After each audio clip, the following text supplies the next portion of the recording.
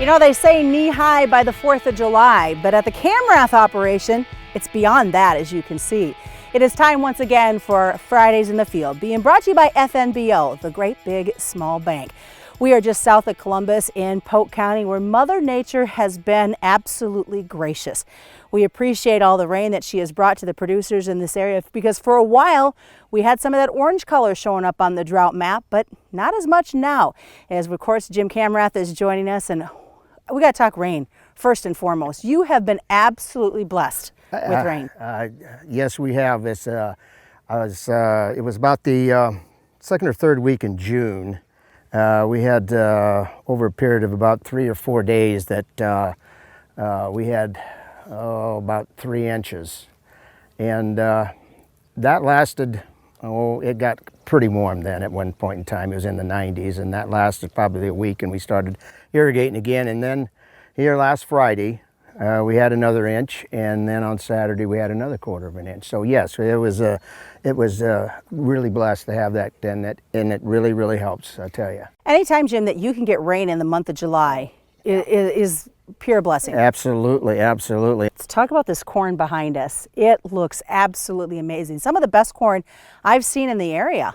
Well, this was planted in about the 25th, 26th of April.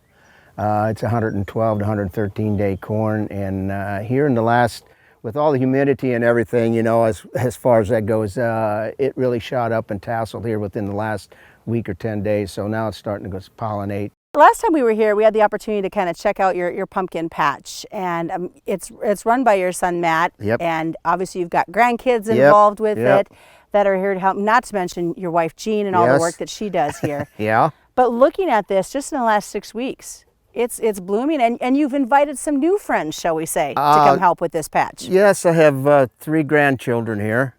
Come on over. This will be Merrick, who lives in Omaha.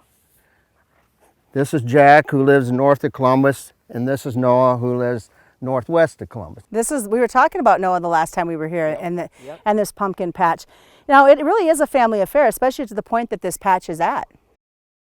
I tell you what, and here again, just like the corn, in the last 2 weeks, it's starting to vine out. So we're still weeding it as far as that goes, as much as we can. But here in another week, we won't be able to get into areas like this where it's all vined out. But yes, it really took off. And the weeds really took off too, as far as that goes.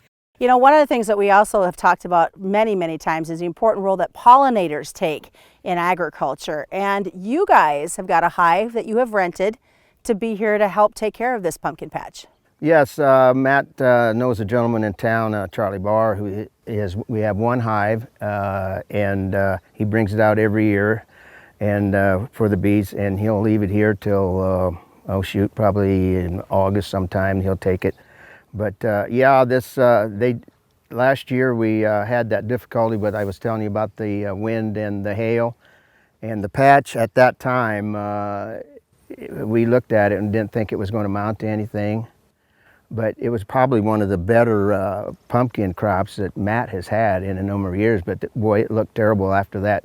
And I, give all the credit obviously to the bees. I mean, they done a tremendous job, Susan. Let me put it that way. It's just fascinating how the bees cycle. They got the workers and they got the ones that taking the pollen inside, and then at the workers die and everything like that. But yes, as far as importance, without them, I mean, obviously you wouldn't have pumpkins or whatever you got the bees at. So, but yeah, they are tremendous. They do a really good job. Anything else you want to tell us about the crop since we've last spoke? Well, we got the second crop of alfalfa up. That was kind of a challenge at one point in time, because they obviously, it's always the forecast of rain. Mm-hmm.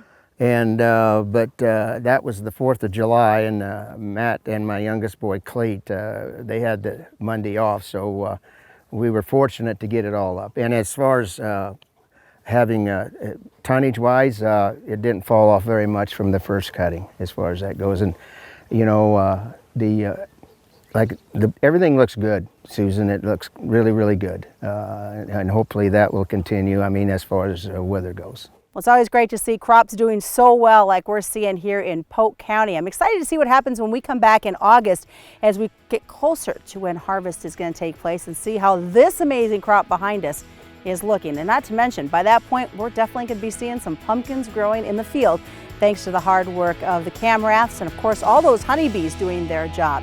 This has been this week's FNBO Fridays in the Field.